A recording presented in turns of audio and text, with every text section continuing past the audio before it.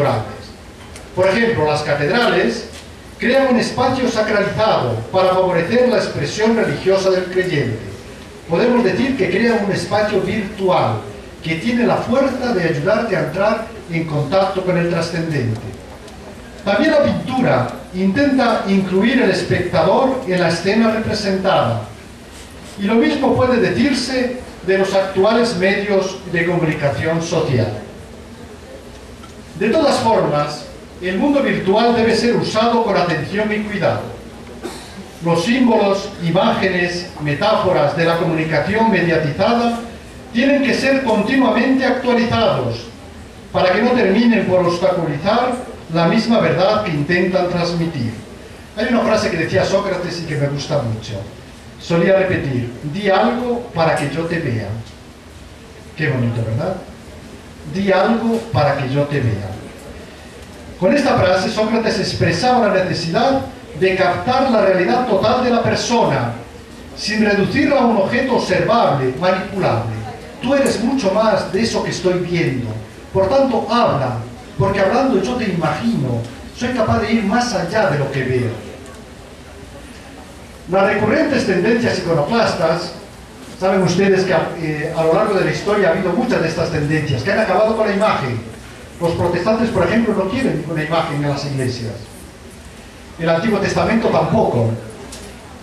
Estas tendencias iconoclastas nos están recordando el riesgo de utilizar la imagen y la estética como fin en sí mismas, equiparando la verdad a la apariencia sensible, verificable.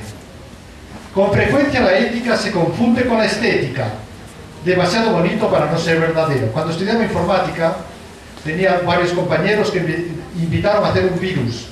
Le dije: pero ustedes saben que yo soy fraile. Pero me consideraban que era bueno en informática y no veían ningún mal en hacer el virus. Ya lo tenemos casi. Habían recogido mucha información de las core worlds. Y le dije: va, lo siento. Para ellos era cuestión de estética, no de ética. Era cómo burlar las barreras, basta. No veían ningún mal en eso. Una cosa vale si gusta, y no al revés, gusta porque vale. La apariencia y la mercadotecnia parecen hoy más decisivas que el valor real. Por tanto, hemos dicho que lo virtual no es algo fantasmagórico. Para nosotros es tan influyente como lo que llamamos real.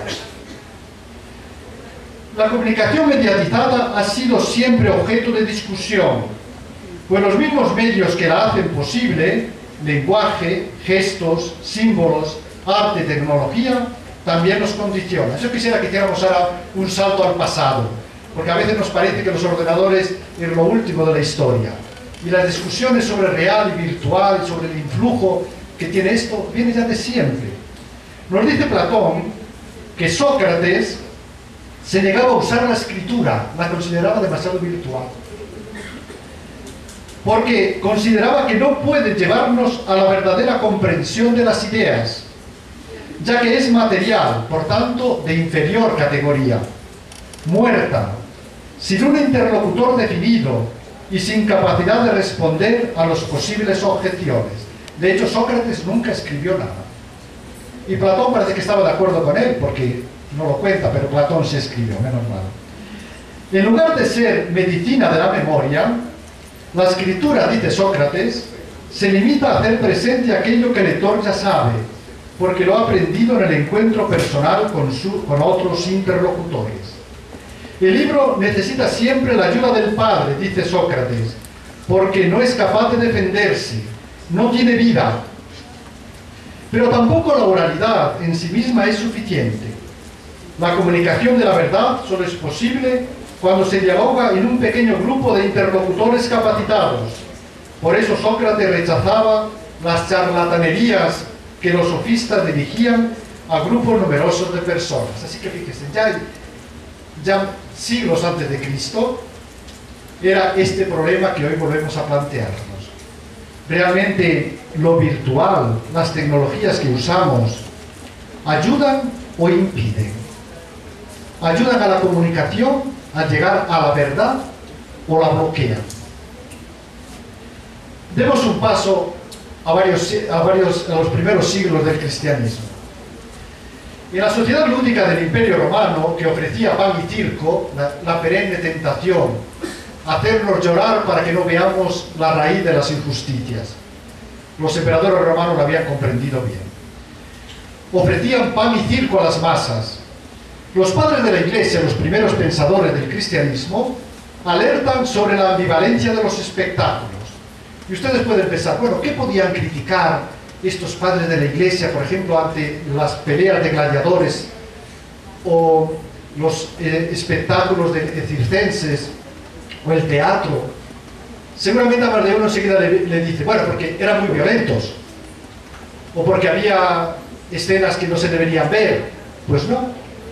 El riesgo no reside tanto en su contenido inmoral como en el peligro que suponen para el criterio de verdad, la ratio veritatis. Es decir, volvemos un poco a lo que decía Sócrates, la dificultad de llegar a la verdad, de quedarnos en lo superficial.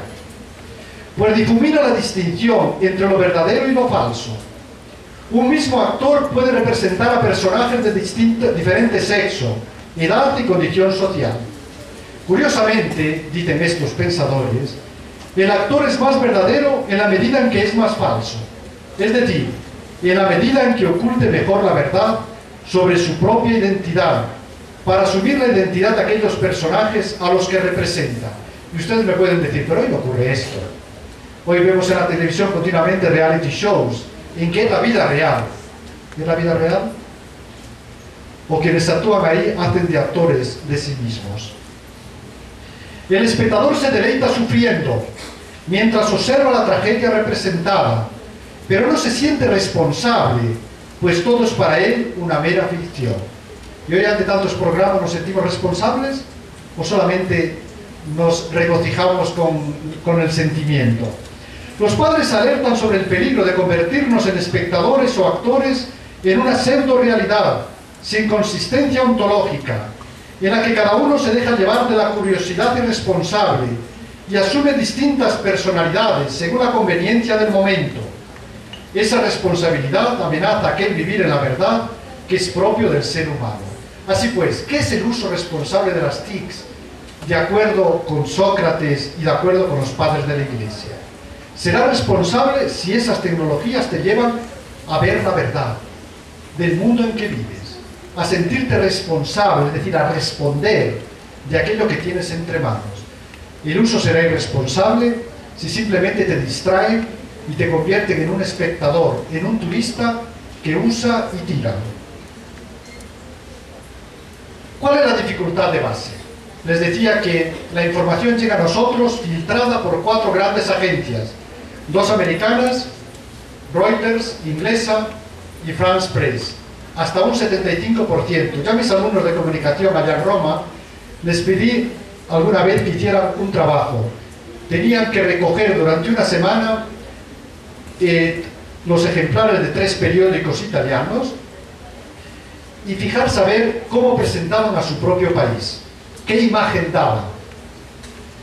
Curiosamente, el grupo brasileño llegó a la conclusión de que las únicas noticias que aparecieron en ese tiempo eran sobre samba, fútbol y violencia, con lo cual están reforzando los prejuicios que los italianos pueden tener sobre los brasileños. Lo que se suele llamar en comunicación agenda setting, te fijan la agenda.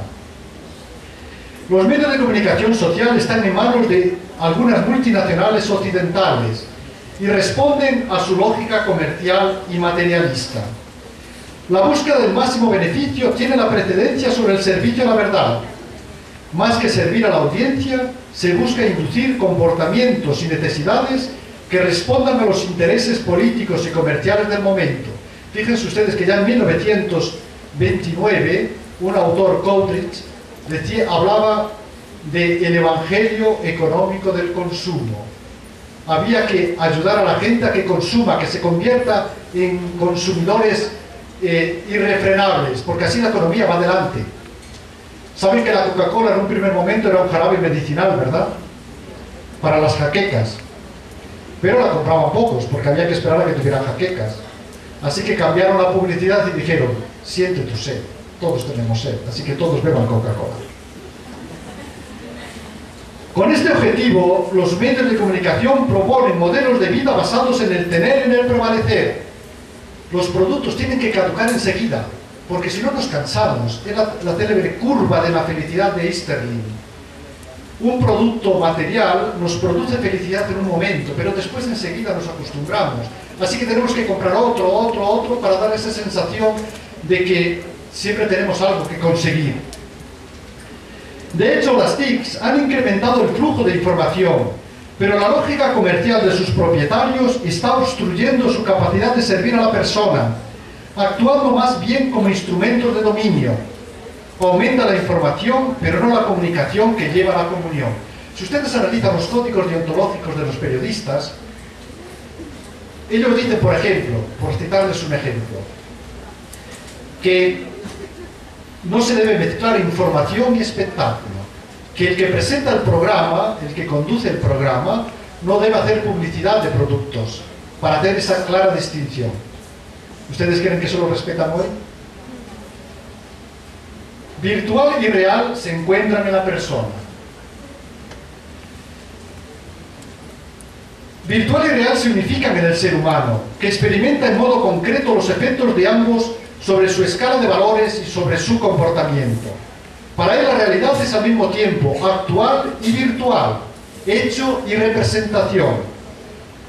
También en Internet se ha avanzado hacia una mayor integración entre lo virtual y lo real. Hasta hace poco se hablaba de comunidades virtuales y de comunidades móviles, las MOBs, que se disuelven con la misma facilidad con que se han formado. Se acentuaba mucho la contraposición entre online y offline, y por eso se hablaba de una segunda vida paralela a la real. ¿Cuántos de ustedes han usado Second Life en lugar de Facebook? Second Life. ¿Nadie? Ok.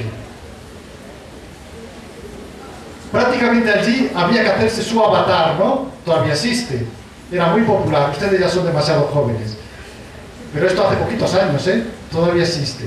Por tanto, se acentuaba la distinción entre lo que era tu vida real y lo que era tu vida en el mundo virtual. Las actuales redes sociales integran mejor ambas dimensiones, haciendo del online una extensión del offline. ¿Alguien de ustedes usa Neighborhood? Es una red que intenta incluir, obliga prácticamente a que la persona se presente tal cual, con los datos personales, dónde vive, dirección, todo. Por tanto, sería una acentuación de esto que les estoy diciendo.